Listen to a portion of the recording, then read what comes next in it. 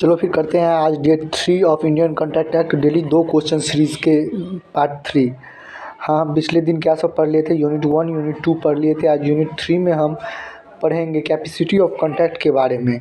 और जाओ फटाफट चैनल को सब्सक्राइब करो और नोट्स का लिंक तुमको डिस्क्रिप्शन में मिलेगा, जाओ क्लिक करो और डाउनलोड कर लो। तो करते हैं स्टार्ट क्वेश्चन 5 से।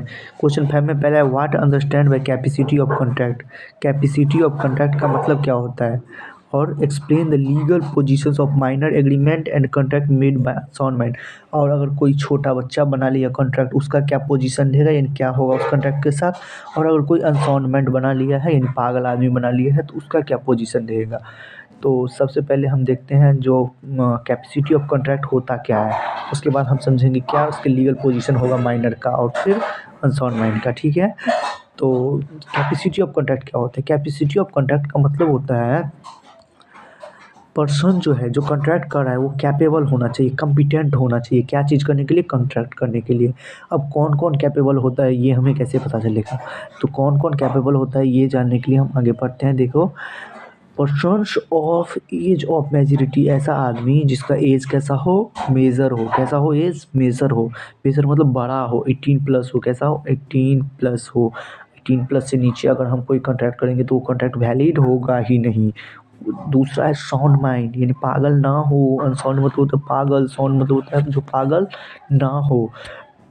तो ऐसा आदमी जो साउंड माइंड का हो, पागल ना हो, हर चीज़ अंडरस्टैंड कर पाए, समझ पाए, सही ढंग से क्या कर पाए, सही ढंग से समझ पाए और रैशनल डिसीजन और एक तो अच्छा सा जजमेंट दे पाए। यानी क्या अच्छा है उसके लिए, क्या बुरा है, ये जजमेंट वो खुद से दे पाए, तो उसे ही साउंड माइंड का आदमी कहते हैं। ठीक है, और तीसरा है नोट डिस्क्वालीफाइड बाय लॉ, और लॉ उसको डिस्क्वालीफाई नहीं किया गया हो। लॉ ये ना बोला हो जो ये क्या कर सकता है, कॉन्ट्रैक्ट नहीं कर सकता है। अब एक तो एग्जांपल बता दो, जैसे कौन है डिस्क्वालीफाइड बाय लॉ। ये जो है इंडियन एनिमी, जो पाकिस्तान से आया है, जो आतंकवादी है, वो इंडिया में कॉन्ट्रैक्ट बनाने के लिए क्या है, डिस्क्वालीफाइड है। अगर वो इधर कॉन्ट्रैक्ट बना लेता और पैसा फिर नहीं भी देगा, फिर भी तुम उससे केस करके स्यू करके मांग नहीं सकते। ठीक है, तो हम अभी क्या पढ़े, कितने आदमी हैं जो कॉन्ट्रैक्ट को फॉर्म कर सकते हैं, कैपेबल है कॉन्ट्रैक्ट फॉर्म करने के लिए। तो 3 आदमी हैं। पहला कौन है, पहला है जो पागल ना हो, यानी साउंड माइंड का हो। दूसरा जो मेजर हो, यानी 18+ हो। और तीसरा डिस्क्वालीफाइड बाय लॉ, यानी लॉ उसको कॉन्ट्रैक्ट फॉर्म करने से मना ना किया हो। ठीक है, हम आगे जाते हैं। पोजीशंस ऑफ माइनर एग्रीमेंट, अगर माइनर कभी एग्रीमेंट बना लिया, यानी छोटा बच्चा कोई एग्रीमेंट बना लिया, तब क्या होगा, तब क्या होगा, और फिर उसके कॉन्ट्रैक्ट के साथ क्या होगा। तो एक बार ऐसा हो भी चुका है, कोर्ट में केस गया है, मोहरी बीबी वर्सेस धर्मोदास। मोहरी बीबी और धर्मोदास नाम के 2 आदमी थे। उस दोनों में एक ने मोहरी बीबी, एक तो बच्चा था, वो धर्मोदास घोष के साथ कॉन्टैक्ट कर लिया था, लेकिन क्या सब हुआ था उसके साथ जानते हैं। ठीक है, वाइड एब इनिशियो, वाइड एब इनिशियो फर्स्ट से ही, स्टार्टिंग से ही वो क्या होगा, वाइड होगा। वाइड मतलब ख़राब होगा, गंदा होगा, वो कॉन्ट्रैक्ट हो ही नहीं सकता। मतलब जो भी अगर माइनर के साथ कॉन्ट्रैक्ट हो रहा है तो वो कॉन्ट्रैक्ट फॉर्म हो ही नहीं सकता। As establish in the land of case Mohori Bibi versus Dharmodas Ghosh, जैसे धर्मोदास घोष में हुआ है, अगर माइनर के साथ कर लिया है कॉन्ट्रैक्ट तो क्या हुआ है, वो वॉइड हो गया है। उसके बाद क्या है, नो रेक्टिफिकेशन, अगर ऐसा है जो 17 ईयर 9 डेज़ में हुआ है ये कॉन्ट्रैक्ट बना है, फिर वो बोलेगा 18 ईयर होने के बाद फिर से कॉन्ट्रैक्ट कर देना, नहीं बाबा रे, ये सब नहीं होता है, ये सब नहीं होता है। मैनर कैन नोट रेक्टिफाइड, एक बार कॉन्ट्रैक्ट बन गया तो वो वॉइड हो गया, वो मेजोरिटी अटेन करने के बाद कॉन्ट्रैक्ट बना नहीं सकता, कॉन्ट्रैक्ट को रेक्टिफाई फिर से सही नहीं कर सकता। फिर क्या है, नो स्पेसिफिक परफॉर्मेंस, कोई भी स्पेसिफिक परफॉर्मेंस उसे करवा ही भी नहीं सकते हैं। ठीक है, अगर मैनर तुमको ठग लिया है, जो मैं बड़ा हूँ और मुझको तुम ये पैसा दे दो और तुम कॉन्ट्रैक्ट फॉर्म कर लिए बिना किसी जानकारी के, तुम उससे कोई भी स्पेशल कॉन्ट्रैक्ट भी नहीं करवा सकते हो, कुछ करवा भी नहीं सकते हो। ठीक है, मतलब वो कर लिया, ठग गया, तुम्हारा पैसा बर्बाद हो गया। ठीक है, उसके बाद क्या है, no estoppel, the rule of estoppel, a rule of estoppel previously fact ascertain do not apply against the minor every false statement। अगर कोई बड़ा छोटा बच्चा है और वो झूठ बोल दिया, जो मैं मेजर हूँ भैया, मुझको दे दो ना ये चीज़, दे दो ना ये चीज़, तो तुम उसको, उस पर रूल ऑफ एस्टॉपल नहीं लगता, यानी उसे झूठ बोलने की सज़ा भी नहीं मिलेगी। बोल दिया तो बोल दिया, तुम ठगा, तुम्हारा पैसा गया। ठीक है, उसके बाद क्या है, लायबिलिटी फॉर नेसेसरिटीज़, अगर वो कोई नेसेसरिटी का सामान लेते हैं, जैसे तुम बुक लिया है उधारी पे, तो उसका पैसा चुकाना होगा तुम्हें। कहाँ तक चुकाना होगा? तुम्हारा ज़मीन बेच दिया जाएगा? नहीं। मतलब तुम्हें इंसॉल्वेंट नहीं डिक्लेयर किया जाएगा। जितना तक तुम्हारा प्रॉपर्टी होगा उतना पैसा तुम दोगे, ठीक है। उससे ज़्यादा अगर लेने के लिए क्या होता है, इंसॉल्वेंट डिक्लेयर किया जाता है आदमी को। क्या किया जाता है? इंसॉल्वेंट। लेकिन माइनर कभी भी इंसॉल्वेंट नहीं हो सकता। बस उसके प्रॉपर्टी जो है, माइनर का प्रॉपर्टी जैसे ज़मीन होगा, घर होगा, स्कूल होगा, मतलब स्कूल का बुक होगा, लैपटॉप होगा, तो ये सब क्या होगा, इस सबको बेच के नेसेसरीटीज़ का लोन या फिर जो पैसा लिए हो नेसेसरिटी के लिए वो चुकाया जाएगा। नेसेसरिटी में क्या आता है? पहला शेल्टर यानी घर, दूसरा फूड, स्टडी, ये सब आता है नेसेसरिटीज़ में। और ये भी ध्यान रखना, ये नहीं जो नेसेसरिटी सप्लाई तो हुआ है, लेकिन पहले से उसके पास बहुत ज़्यादा नेसेसरिटी था, फिर भी सप्लाई कर दिया और फिर भी उसकी ज़मीन को बेचकर क्या हो रहा है, पैसा लिया जा रहा है, तो वहाँ माइनर लायबल नहीं होगा और माइनर अपना ज़मीन उसको नहीं देगा, अपना घर, अपना एसेट्स उसको नहीं देगा। उसके बाद क्या है, contract by persons of unsound mind. अगर कोई पागल आदमी से कॉन्ट्रैक्ट हो गया है तो क्या होगा? Void contract. वो भी कॉन्ट्रैक्ट क्या होगा? वॉइड होगा। क्या होगा? वॉइड होगा। वो भी कॉन्ट्रैक्ट क्या होगा? वॉइड होगा। यानी उसका कोई भी वैलिडिटी नहीं होगा, इल्लीगल होगा, वो इल्लीगल होगा, ठीक है। अब void inter into person who usually sound mind but the time of contracting unsound mind. अगर ऐसा कोई आदमी है जो हमेशा तो साउंड माइंड रहता है, ठीक रहता है, लेकिन दारू पी के उस टाइम में ऐसा है जो अनसाउंड माइंड बन गया है, यानी कि कोई चीज़ को ना सही से समझ पा रहा है, ओरिजिनल डिसीजन नहीं ले पा रहा है, तो उसके कॉन्ट्रैक्ट को क्या माना जाएगा? वॉइड। देखो ये पहले नहीं था, लेकिन ये कब आया? जब पता चला जो बहुत आदमी क्या करते हैं, नशा में दे देते हैं आदमी को, फिर साइन करवा लेते हैं, या फिर इमोशनल ब्लैकमेल करके साइन करवा लेते हैं। ये चीज़ से में आदमी क्या करता है, रेशनल डिसीजन नहीं ले पाता है और क्या होता है, कॉन्ट्रैक्ट कर लेता है। तो ऐसे कॉन्ट्रैक्ट को बाद में वो स्यू करके, केस करके कैंसिल भी करवा सकता है, क्योंकि ये कॉन्ट्रैक्ट वॉइड होता है। उसके बाद क्या है, valid contract. A person who usually, ऐसा पर्सन जो हमेशा अनसाउंड माइंड होता है, लेकिन ऑकेजनली, लेकिन कभी कभी साउंड माइंड हो जाता है। May enter in the contract when he sound mind and contract is valid. और वो तो हमेशा रहता है अनसाउंड माइंड, लेकिन कभी कभी क्या साउंड माइंड का बन जाता है, तब भी हम उस कॉन्ट्रैक्ट को वैलिड मानेंगे, क्योंकि कॉन्ट्रैक्ट कब हुआ है? जब वो साउंड माइंड का, जब वो पागल नहीं था, जब वो अच्छा था, तब कॉन्ट्रैक्ट हुआ है, तो उसको क्या मानेंगे? वैलिड मानेंगे। और उसके लिए उसे सब कुछ चुकाना पड़ेगा, पैसा चुकाना पड़ेगा।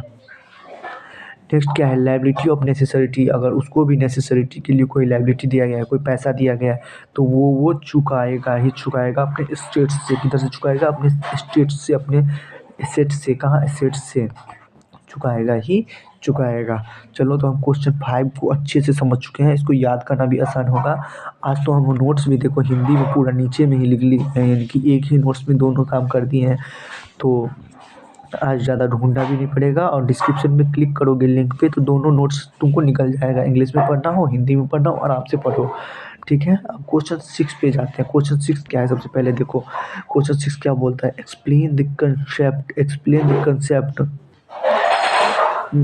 of legality of object and consideration. Discuss the various agreement that are considered unlawful under Indian Contract Act.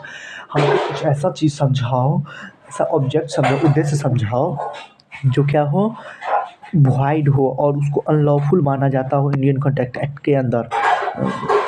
तो पहला हम देखते हैं legality of object and consideration क्या होता है, ठीक है। सेक्शन 23 कहता है, states that object to consideration and agreement law must be lawful. यानी क्या होना चाहिए, ऑब्जेक्ट और कंसिडरेशन हमेशा लॉफुल होना चाहिए। अनलॉफुल रहेगा तो क्या होगा, कॉन्ट्रैक्ट वॉइड हो जाएगा। If object is and consideration is unlawful then agreement is void. Agreement considered unlawful void under the Indian contract act. The object of consideration is deemed unlawful, उसको unlawful माना जाता है if it fall into any of the following category. अगर वो कोई category में आ रहा है, तो कैटेगरी क्या है, नीचे पढ़ते चलो। फॉरबिडेन बाय लॉ, कोई चीज़ जो लॉ की तरफ से मना किया गया है। जैसे देखो कोई एनिमी कंट्री से कॉन्ट्रैक्ट करना लॉ की तरफ से मना किया गया है, अगर तुम वो कर रहे हो तो वो वॉइड होगा। वो तुम्हारा लाइसेंस को कैंसिल किया जाएगा, तुम्हारा कॉन्ट्रैक्ट को वॉइड किया जाएगा, कॉन्ट्रैक्ट को कैंसिल कर दिया जाएगा और लॉ की तरफ से अनलॉफुल माना जाएगा, ठीक है। उसके बाद क्या है, defeat the provisions of any law. अगर कोई लॉ के प्रोविजंस को डिफीट कर रहा है, जैसे इलेक्ट्रिसिटी एक्ट में लिखा है बिजली चोरी करना एक तो जुर्म है और तुम वो कर रहे हो, तो वो क्या है, अनलॉफुल है। वो क्या है, अनलॉफुल है, और वो तुम्हारा कॉन्ट्रैक्ट को वॉइड कर दिया जाएगा, कैंसिल कर दिया जाएगा, और तुम्हारा क्या होगा, पेनल्टी, डैमेजेस, या फिर तुम पे स्यू भी हो सकता है। तीसरा क्या है, फ्रॉडलेंट। अगर कोई फ्रॉड कर रहा है, अगर कोई क्या कर रहा है, फ्रॉड कर रहा है कंसिडरेशन के लिए, तो उसे क्या कहेंगे, कॉन्ट्रैक्ट तब वॉइड हो जाएगा अगर कोई फ्रॉड से क्या कर रहा है, कॉन्ट्रैक्ट बना रहा है तो। तीसरा क्या है, involve injury to the persons और प्रॉपर्टी। अगर किसी पर्सन का प्रॉपर्टी इंजर हो रहा है, डैमेजेस हो रहा है, जैसे किसी कॉन्ट्रैक्ट की वजह से किसी का घर टूट रहा है या फिर किसी का स्कूल टूट रहा है, तो उसको क्या कहेंगे, वॉइड कॉन्ट्रैक्ट कहेंगे, और वो ऑब्जेक्ट अनलॉफुल रहेगा। ऑब्जेक्ट क्या रहेगा, अनलॉफुल रहेगा। इमोरल, इमोरल मतलब oppose the public policy. Immoral मतलब क्या, जैसे देखो, तुम अगर किसी को बोल रहे हो मैं तुम्हें 50,000 रुपये दे रहा हूँ, तुम अपने पति को छोड़कर मुझसे शादी कर लो, भाई यहाँ क्या है, ये इमोरल है, इलॉजिकल है, इनएथिकल है। हम किसी सोसाइटी में किसी को ये नहीं बोल सकते तुम अपने पति को छोड़ दो मुझसे शादी कर लो, या किसी पति को तुम नहीं बोल सकते हो जो, हाँ ओ जी, जो सुनिए ना, मुझसे शादी कर लीजिए, अपने पत्नी को छोड़ दीजिए, ये क्या है, इमोरल है। उसके बाद क्या है, अपोज टू पब्लिक पॉलिसी, यानी कि पब्लिक पॉलिसी को अपोज करे। इसमें क्या होता है, court regarded its opposed to public policy determine the public goods and interest in the states। States का जो है इंटरेस्ट करने के लिए पब्लिक पॉलिसी जो है होता है, ठीक है। Oppose to public policy, public की कोई भी पॉलिसी, एग्जांपल में अगर मैं दूँ तो ये एग्रीमेंट जो है अपोज टू पब्लिक पॉलिसी करता है। Agreement in restrain of marriage, किसी की मैरिज को रोकने का एग्रीमेंट जो है क्या है, अपोज टू पब्लिक पॉलिसी, किसी की पब्लिक पॉलिसी में नहीं है, जो शादी को रोक देना, उससे भी स्यू हो सकता है और वो कॉन्ट्रैक्ट भी वॉइड होता है। Agreement in restrain of trade, किसी को बिजनेस करने से रोकना क्या है, अपोज टू पब्लिक पॉलिसी है। वेजरिंग एग्रीमेंट, वेजरिंग एग्रीमेंट मतलब क्या होता है, जुआ, किसी से जुआ खेलना भी एक तो वॉइड कॉन्ट्रैक्ट है, और ये भी किसमें आता है, oppose to public policy. Agreement trading to create monopoly, अगर कोई मोनोपोली बनाना चाहता है, यानी पूरे देश में अकेले अपना ही बिजनेस खोलना चाहता है, ऐसा एग्रीमेंट करा भाई, हम दोनों मिल जाते हैं और क्या करते हैं, ऐसा एग्रीमेंट बनाते हैं कि जो पूरा देश में बस हम एक बिजनेस रहे और पूरे देशवासी को लूटे, तो ये भी क्या है, अनलॉफुल है और अपोज टू पब्लिक पॉलिसी है। नेक्स्ट क्या है, agreement for sale of public office, अगर किसी पब्लिक ऑफिस को सेल करने का, जैसे कि कोई सरकारी स्कूल है उसको सेल करने का ये कर पैसा ले रहा है कोई, जो मैं इसको बेच दे रहा हूँ तो मुझको पैसा दे दो, या फिर कोई अगर गवर्नमेंट ही कर रहा है ऐसा, जो खुद पैसा रख रहा है, तो पब्लिक ऑफिसर्स को बेच के, पब्लिक एसेट्स को बेच के, तो वो भी क्या है, अपोज टू पब्लिक पॉलिसी, और वो भी अनलॉफुल माना जाता है, वो भी अनलॉफुल माना जाता है। इसी के साथ हमारा ये पूरा ख़त्म हो गया। जो जल्दी जल्दी सब्सक्राइब कर लो और फिर मिलते हैं कल।